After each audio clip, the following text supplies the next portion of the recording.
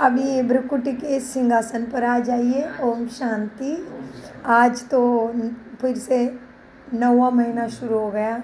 नवरत्न है, नवरत्नों के अंगूठी बाबा और अष्टरत्न महत्वपूर्ण। सो आज एक है तो हमें एक एक में आना है, तो इसीलिए ऐसा ही पुरुषार्थ करेंगे। आज का दिन भी श्रेष्ठ सोमवार बाबा के साथ चारों तरफ पूजा पाठ होता है। और आज है 1/9/2025।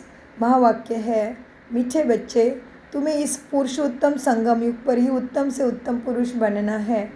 सबसे उत्तम पुरुष है ये लक्ष्मी नारायण।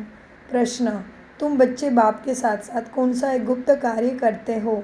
उत्तर, आदि सनातन देवी देवता धर्म और दैवी राजधानी की स्थापना तुम बाप के साथ गुप्त रूप से यह कार्य कर रहे हो। बाप बागवान है जो आकर कांटों के जंगल को फूलों का बगीचा बनाते हैं। उस बगीचे में कोई भी खौफनाक दुख देने वाली चीज़ होती नहीं, तो सबका दुख दूर होने वाला है अभी, क्योंकि बाप ऐसा बगीचा हमें ज्ञान रत्न दे के हमारे संस्कार बदल के बना रहा है। गीत चला है, आखिर वह दिन आया आज। ओम शांति। रूहानी बाप रूहानी बच्चों को समझाते हैं, समझाएंगे तो ज़रूर शरीर द्वारा। आत्मा शरीर बिगर कोई भी कार्य नहीं करती। रूहानी बाप को भी हर एक बार पुरुषोत्तम संगम युग पर शरीर लेना पड़ता है। यह संगम युग भी है, इनको पुरुषोत्तम युग भी कहेंगे, क्योंकि इस संगम युग के बाद सतयुग आता है। सतयुग को भी पुरुषोत्तम युग कहेंगे। बाप आकर स्थापना भी पुरुषोत्तम युग की करते हैं। संगम युग पर आते हैं तो वह भी ज़रूर पुरुषोत्तम युग हुआ। यहाँ ही बच्चों को पुरुषोत्तम बनाते हैं। फिर तुम पुरुषोत्तम नई दुनिया में रहते हो। पुरुषोत्तम अर्थात उत्तम ते उत्तम पुरुष। ये राधे कृष्णात्मा लक्ष्मी नारायण है, उत्तम ते उत्तम पुरुष। यह ज्ञान तुमको ही है, और धर्म वालों ये बात मानेंगे नहीं, और धर्म वाले भी मानेंगे धीरे धीरे कि बरोबर ये लक्ष्मी नारायण ही हेवन के मालिक है। भारत की बड़ी भारी महिमा, परंतु भारतवासी खुद नहीं जानते। कहते भी है ना, फलाना स्वर्गवास हुआ, परंतु स्वर्ग क्या चीज़ है यह समझते नहीं। आपे ही सिद्ध करते हैं स्वर्ग गया, आपे ही बोलते स्वर्ग पधारा। इसका मतलब वो नरक में ही था ना पहले। हेवन में तो जब बाप स्थापना करे वो तो नई दुनिया को ही कहा जाता है। दो चीज़ें हैं ना, स्वर्ग और नरक। मनुष्य तो स्वर्ग को लाखों वर्ष कह देते, तुम बच्चे समझते हो कल यहाँ स्वर्ग था, इन्हों की राजधानी थी। फिर बाप से वर्षा लेते हैं। बाप कहते हैं, मीठे लाडले बच्चे, तुम्हारी आत्मा पतित है, इसीलिए तुम हेल में नरक में हो। कहते भी है अभी कलयुग 40,000 वर्ष बाकी है, तो ज़रूर कलयुग वासी कहेंगे ना, इसीलिए तो कहते कलयुग बाकी है। तो ये दुनिया पुरानी है, मनुष्य बेचारे जानते नहीं, घोर अंधियारे में है। पिछाड़ी में जब यहाँ पे दुखों की आग लगेगी तब सब खत्म हो जाएगा। तुम्हारी प्रीत बुद्धि अभी हुई है, नंबरवार पुरुषार्थ अनुसार ही तुम बाबा से प्रीत लगाते हो, लेकिन जितनी प्रीत बुद्धि होगी उतना ऊंचा पद पाएंगे। सवेरे उठकर बहुत प्यार से बाप को याद करना है। भला प्रेम के आंसू भी आए, क्योंकि बहुत समय के बाद बाप आकर मिले हैं ना। बाबा आप आकर हमको दुख से छुड़ाते हो। हम विषय सागर में गोते खाते कितना दुखी होते आए हैं। अभी यह है रौरव नरक। अभी तुमको बाबा ने सारे चक्र का राज समझाया है। मूल वतन क्या है वह भी आकर बताया है। पहले तुम नहीं जानते थे। इसको कहते ही है कांटों का जंगल। स्वर्ग को कहा जाता गार्डन ऑफ अल्लाह, फूलों का बगीचा। बाप को बागवान भी कहते हैं ना। तुमको फूल से फिर कुछ बोलना है? तुमको फूल से फिर कांटा कौन बनाते? रावण तुम बच्चे समझते हो भारत ही फूलों का बगीचा था, अब जंगल है। जंगल में जानवर बिच्छू आदि रहते। सतयुग में कोई ऐसा वस्तु होती नहीं जिससे दुख हो। शास्त्रों में तो बहुत बातें लिख दी। श्री कृष्ण को सांप ने डसा, यह हुआ वो हुआ। श्री कृष्ण को फिर दोपहर में ले गए। आपने समझाया है भक्ति बिल्कुल अलग चीज़ है। ज्ञान सागर एक ही बाप है, ऐसे नहीं। ब्रह्मा विष्णु शंकर ज्ञान के सागर है नहीं। पतित पावन एक ही ज्ञान सागर को कहेंगे। ज्ञान से ही मनुष्य की सद्गति होती। सद्गति के स्थान है दो, एक मुक्ति धाम और एक जीवन मुक्ति धाम। अभी तुम बच्चे जानते हो यह तुम्हारी जीवन मुक्ति की राजधानी स्थापन हो रही है, परंतु गुप्त है। बाप ही आकर आदि सनातन देवी देवता धर्म की स्थापना करते हैं, तो सब अपने अपने मनुष्य चोले में आते हैं। बाप को अपना चोला तो है नहीं, इसलिए इनको निराकार गॉड फादर कहा जाता है। बाकी है सबकी साकारी शरीर। बाप को ही गॉड फादर कहते हैं, इनकॉर्पोरियल गॉड फादर। इनकॉर्पोरियल आत्माओं का बाप, निराकार का बाप निराकार। तुम आत्माएं भी वहाँ परम धाम में रहती हो। बाप भी वहाँ रहते परंतु है गुप्त। बाप ही आकर आदि सनातन देवी देवता धर्म की स्थापना करते। मूल वतन में कोई दुख नहीं। बाप कहते हैं मीठे बच्चे तुम्हारा कल्याण ही है एक ही बात में। कौन सी बात होगी कल्याण की? बाप को याद। तुम्हारा कल्याण एक ही बात में है, बाप को याद करो। मन मना भव, बस बाप का बच्चा बना। बच्चों को वर्षा अंडरस्टूड है। अल्प को याद किया तो वर्षा ज़रूर है। सतयुगी नई दुनिया का इस पति दुनिया का विनाश भी ज़रूर होना है। अमरपुरी में जाना ही है। अमरनाथ तुम पार्वती को अमर कथा सुनाते हैं। तीर्थ पर कितने मनुष्य जाते हैं, अमरनाथ पर कितने जाते हैं? वहाँ है कुछ भी नहीं, सब है ठगी। सच की रत्ती भी वहाँ नहीं। गाया भी जाता झूठी काया और झूठी माया हो गई है। गाते लेकिन अर्थ नहीं जानते। यहाँ है ही झूठ काया, सतो प्रधान शरीर नहीं है, तमो प्रधान दुख देने वाला शरीर और संस्कार है। तो मूर्तियों की पूजा करते, उससे अर्थ नहीं समझते, तो ये भी झूठ ही हो गया। तो झूठी माया झूठी काया गाते, अर्थ नहीं समझते। यह भी ज्ञान की बात है। ऐसे नहीं कि ग्लास को ग्लास कहना झूठ है, ऐसे नहीं है। अर्थ उसका समझो। बाकी बाप के बारे में जो कुछ बोलते हैं वह भी झूठ ही बोलते हैं। बाप सब में नहीं बैठा है।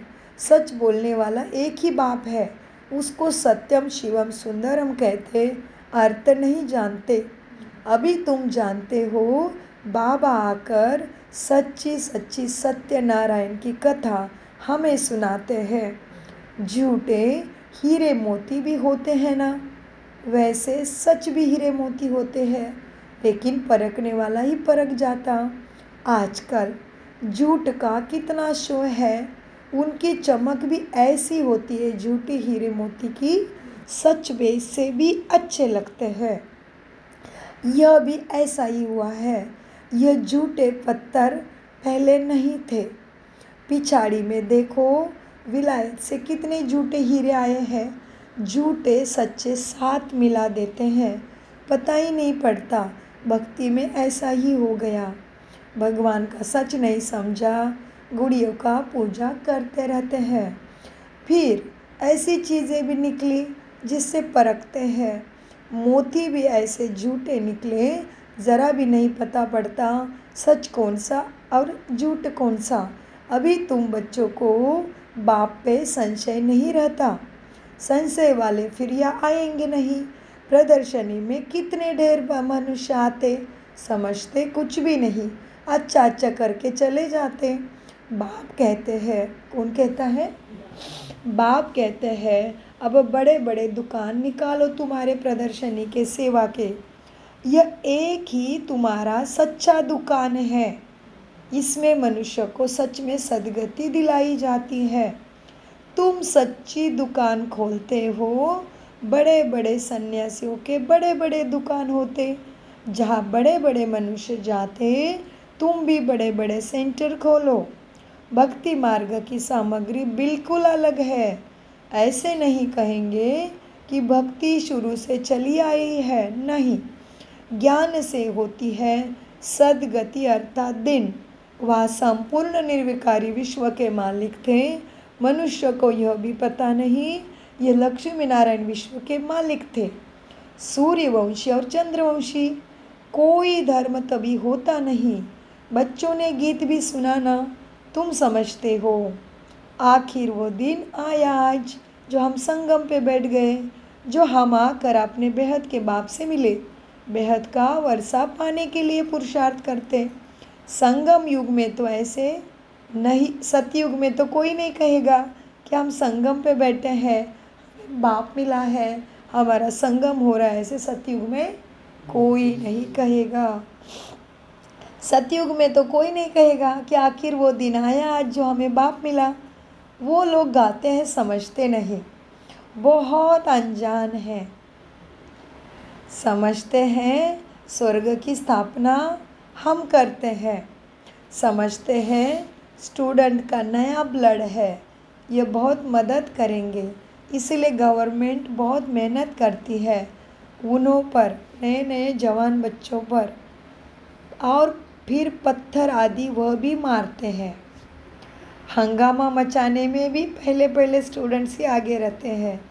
वह बड़े होशियार होते हैं, उनका न्यू ब्लड कहते हैं ना, जवान को न्यू ब्लड कहते हैं।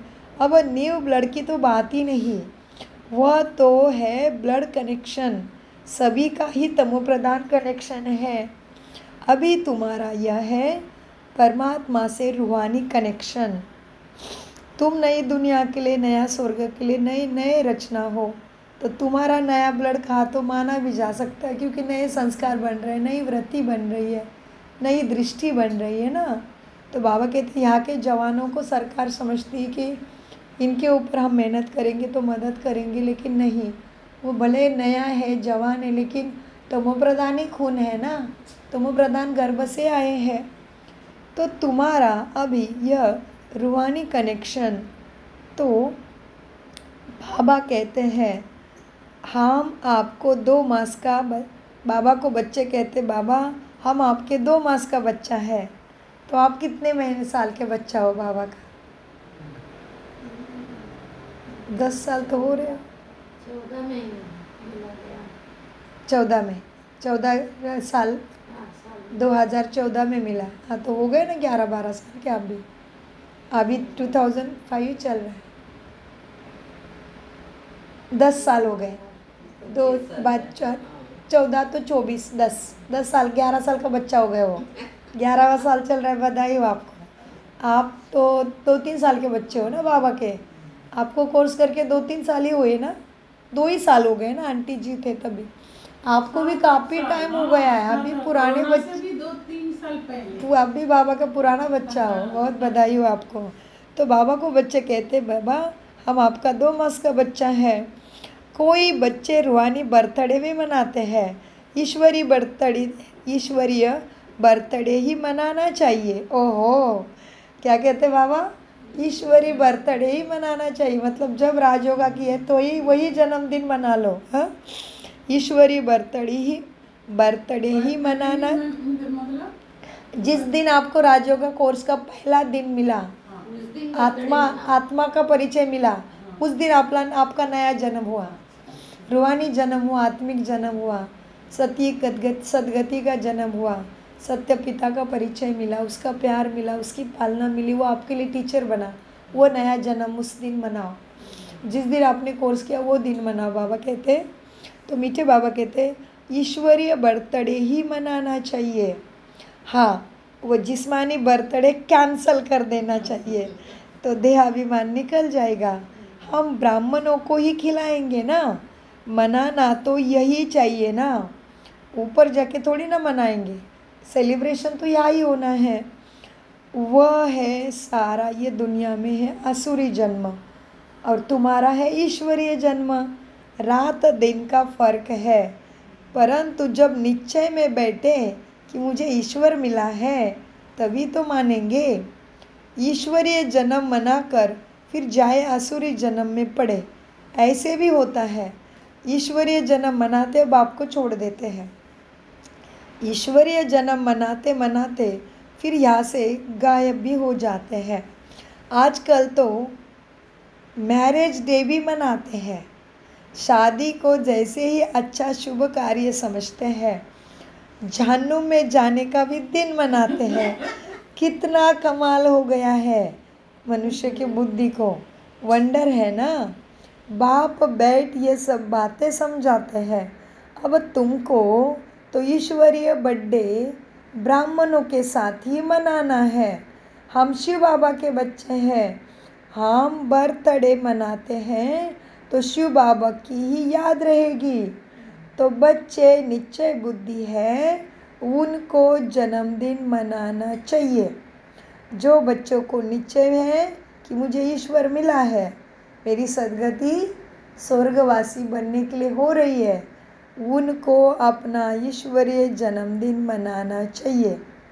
हाँ, वो शरीर का है आसुरी जन्मदिन भूल जाओ, तभी देहाभिमान निकल जाएगा। यह बाबा राय देते हैं। अगर पक्का निश्चय बुद्धि है तो बस ईश्वरीय जन्मदिन मनाना शुरू करो। बस हम तो बाबा के बन गए, दूसरा ना कोई, मेरा तो एक बाबा दूसरा ना कोई। क्यों? तभी तुम्हारी अंतमति सोगति हो जाएगी। बाप की याद में मरा तो दूसरा जन्म भी ऐसा श्रेष्ठ मिलेगा। नहीं तो अंतकाल जो स्त्री सिमरे, शरीर सिमरे, वही जन्म मृत्यु के चक्र में तमो प्रधान में ही आएगा। इसीलिए कहते हैं अंतकाल में स्त्री समरे वलवल मरे। गाते हैं, अर्थ नहीं समझते, यह भी ग्रंथ में है। यहाँ फिर कहते हैं अंत समय गंगा का तट हो।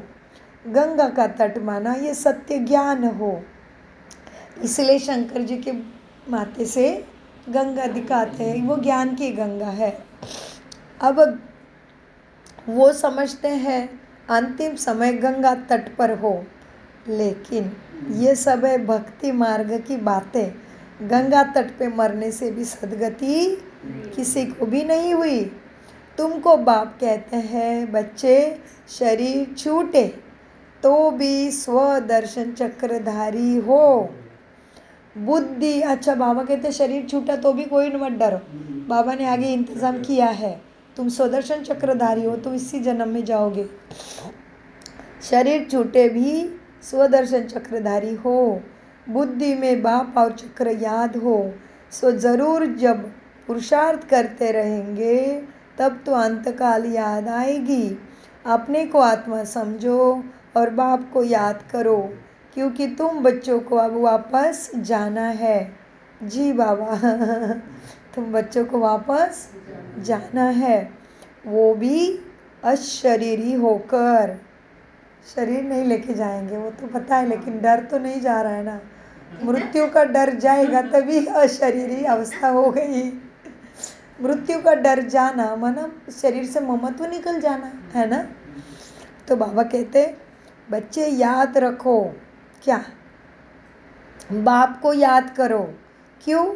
तुमको अभी घर वापस जाना है अशरीरी होकर।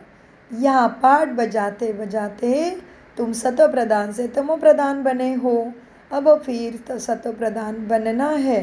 इस समय आत्मा ही इम्प्योर है, तो शरीर प्योर कैसे मिलेगा?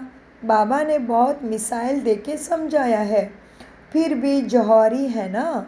खाद तो जौहर में नहीं सोने में पड़ती है। 24 कैरेट सोने में से 22 कैरेट बनाना होगा तो उसमें चांदी डाल देंगे और भी धातु मिला देंगे। अभी तो सोना है नहीं, सबसे उधार लेते रहते हैं। आजकल नोट भी देखो कैसे बनाते हैं, कागज़ भी ठीक से नहीं है। बच्चे समझते हैं कल्प कल्प ऐसे होता जाएगा। पूरी जांच अपनी रखनी है। लॉकर शादी खुलाते हैं, जैसे किसकी तलाशी आदि ले जाती है। गायन भी है ना, किन की दबी रहेगी धूल में, किन की आग जलाएगा और किन की चोर खाएगा। गाते हैं, अर्थ नहीं समझते।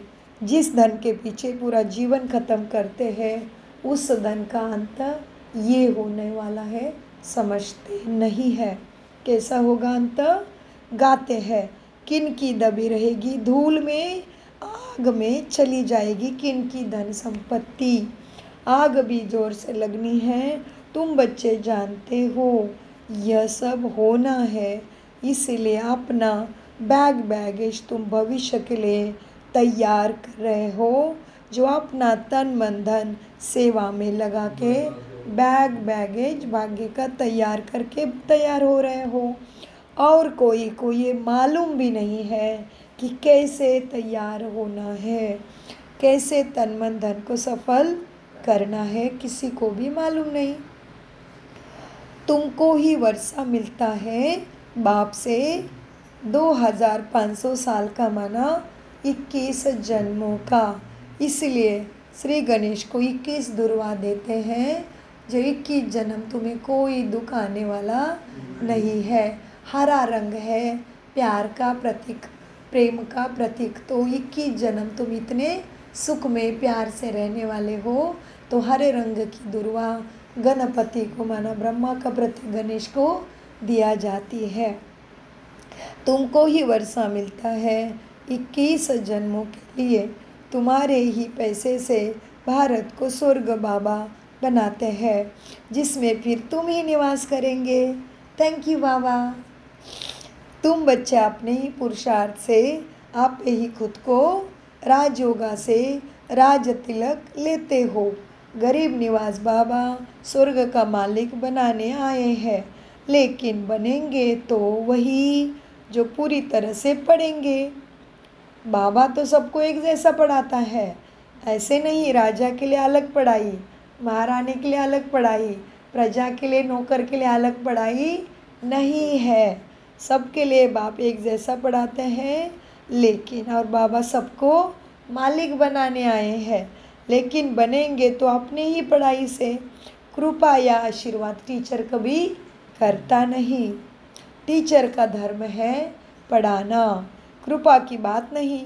टीचर को गवर्नमेंट से पगार मिलती है, सो तो ज़रूर पढ़ाएंगे। इतना बड़ा इजाफा मिलता है, पद्मापति बनते हैं तो इनके मुख द्वारा पढ़ाते हैं। श्री कृष्ण के पाँव में पद्मों की निशानी देते हैं। अर्थ नहीं जानते। पद्म माना तुम्हारे दृष्टि में, तुम्हारे संकल्प में, तुम्हारे कृति में, वृत्ति में, स्मृति में भी कमाई है। इसलिए पद्मों की कमाई कहते हैं, लेकिन अर्थ नहीं जानते। तुम्हारे हर सोच में तुम भाग्य ही कमाते हो। श्रीमत द्वारा सोच होगी तो तुम यहाँ आए हो भविष्य में पद्मापति बनने। तुम बहुत सुखी साहूकार अमीर बनते हो। क्या बनते हो? खुशी होती है ना सम्मान और प्राप्ति सुन के। तुम बहुत सुखी साहूकार और अमीर बनते हो। थैंक यू बाबा। काल पर विजय पाते हो। इन बातों को मनुष्य समझ ना सके। तुम्हारी आयु अभी पूरी हो जाती है, तुम अमर बन जाते हो। उन्होंने फिर पांडवों के चित्र को बहुत लंबे चौड़े बना दिए हैं। कहते पहाड़ पर गल मरते हैं, माना पांडव कभी विनाश को नहीं पाते। उन्होंने फिर पांडवों के बड़े लंबे चौड़े चित्र बना दिए। समझते हैं पांडव इतने लंबे थे, अब पांडव तो तुम ही हो। कितना रात दिन का फर्क है। मनुष्य कोई जास्ती लंबा तो होता नहीं, कम से कम 6 फुट का होता है। भक्ति मार्ग में तो देखो कितने बड़े बड़े चित्र पुतले बनाते हैं। भक्ति मार्ग में पहले पहले शिव बाबा की भक्ति होती, वह तो बड़ा बनाएंगे, बड़ा आप बनाएंगे नहीं। पहले शिव बाबा की अव्यभिचारी भक्ति चलती, माना केवल शिव बाबा से सब प्यार करते थे। फिर देवताओं की मूर्तियाँ बनाते हैं, उनके फिर बड़े बड़े चित्र बनाते हैं। ये तुम्हारा प्रतीक है, क्योंकि तुम ज्ञान योग से इतने ऊंचे बनते हो, इसलिए उन्होंने चित्र बड़े बड़े बनाए, अर्थ नहीं समझते हैं।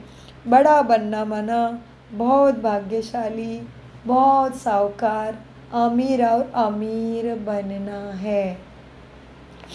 उन्होंने न समझ के कारण तुम्हारे चित्र इतने बड़े बड़े बनाए। फिर पांडवों के बड़े बड़े चित्र बनाते, ये सब पूजा के लिए चित्र बनाते हैं।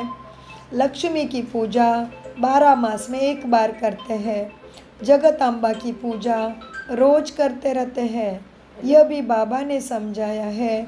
तुम्हारी डबल पूजा होती है, मेरी तो सिर्फ आत्मा यानी लिंग की ही होती है। तुम्हारी शालिग्राम के रूप में भी पूजा होती है और फिर देवताओं के रूप में भी पूजा होती, तो तुम्हारी डबल पूजा हो गई। रुद्र यज्ञ रचते हैं तो कितने शालिग्राम बनाते हैं, तो कौन बड़ा हुआ? तब बाबा बच्चों को नमस्ते करते हैं, क्योंकि बच्चे बड़े बनते हैं बाप से, कितना ऊंचा पद प्राप्त करते हैं। बाबा कितनी गुह्य गुह्य बातें तुम्हें सुनाते हैं, तो बच्चों को कितनी खुशी होनी चाहिए। हमको भगवान पढ़ाते हैं, भगवान भगवती बनाने के लिए कितना शुक्रिया तुम्हें बाबा का मानना चाहिए। बाप की याद में रहने से तुम्हारे सारे स्वप्न भी पूरे होते और स्वप्न भी अच्छे अच्छे आएंगे। क्या करना पड़ेगा? बाप किसी किसी को बहुत खराब खराब स्वप्न आते हैं ना, तो बाबा ने बोला कि ये बाबा की याद में रहेंगे तो स्वप्न भी अच्छे अच्छे आएंगे, तुम्हें साक्षात्कार भी होगा।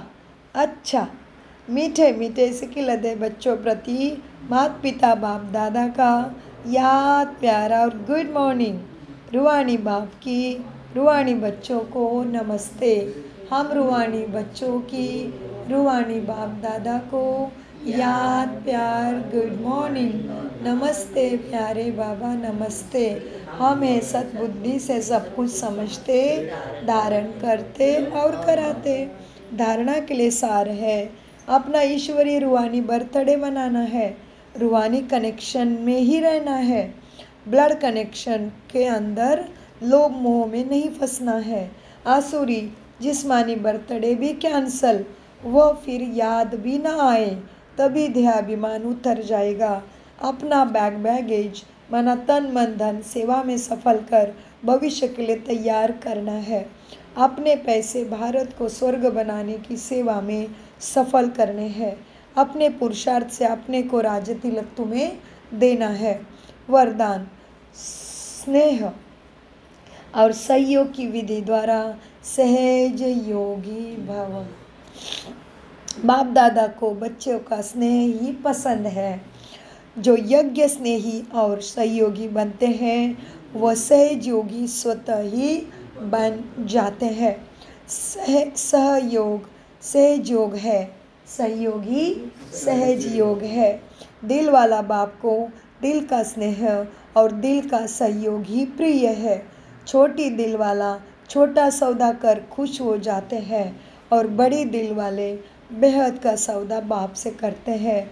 वैल्यू स्नेह की है, चीज़ों की नहीं। वैल्यू हमारे भाव की है, स्नेह की है, चीज़ों की नहीं। वैल्यू स्नेह की है, चीज़ों की नहीं। इसलिए सुदामा के कच्चे चावल का गायन है। वैसे भल कोई भी कितना भी दे बाप को, लेकिन स्नेह नहीं है बाप से, तो तुम्हारा जमा नहीं होता है। ये बहुत गहरी महावाक्य है। भल कोई कितना भी दे बाप को, लेकिन बाप से स्नेह नहीं जुटा है तो तुम्हारा जमा नहीं होता। स्नेह से थोड़ा भी जमा करते, वो भी तुम्हें पद्मों में रिटर्न मिलता। तो स्नेह माना, इसलिए भक्ति में कहते हैं भगवान भाव का भूखा है, और भाव दिल में माना आत्मा के मन बुद्धि संस्कारों में ही पैदा होता है। स्नेह से थोड़ा भी जमा करते हो वो पद्मों में हो जाता है। पद्म माना काउंटलेस, काउंटलेस। पद्म के बाद कोई काउंटिंग बचती नहीं, अरबों खरबों करोड़ों के बाद पद्म पद ही बोलते हैं। पद्म माना हर स्टेप में, हर श्वास में, हर दृष्टि में कमाई। स्नेह से थोड़ा भी जमा करते हो वो पद्म हो जाता है। स्लोगन, समय और शक्ति व्यर्थ ना जाए, इसके लिए पहले सोचो फिर पीछे करो। अव्यक्त इशारे, अब लगन की अग्नि को प्रज्वलित कर, योग को ज्वाला रूप बनाओ। इस महीने का थीम मिला। अब हर महीने एक अव्यक्त इशारे की थीम रहती है। जो पिछले था कि सहज योगी बनना है, तो परमात्मा सहज योगी बनोगे तभी परमात्मा प्यार का अनुभव मिलेगा।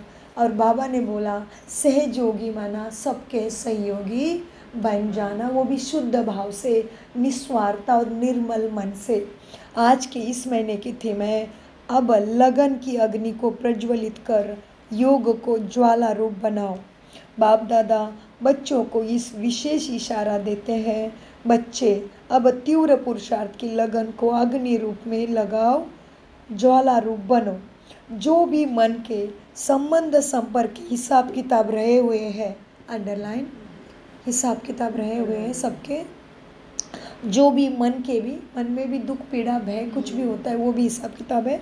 जो भी मन के संबंध संपर्क के हिसाब किताब रहे हुए हैं, उन्हें ज्वाला रूप की याद में भस्म कर दो। ओम शांति, ओम शांति, ओम शांति। मीठे प्यारे बाप दादा का अनगिनत पदम गुना शुक्रिया, शुक्रिया, शुक्रिया। कम बोलो, मीठा बोलो, धीरे बोलो, शुक्रिया। तो याद है मेरा तो एक शिव बाबा, दूसरा नको। शुक्रिया बच्चों।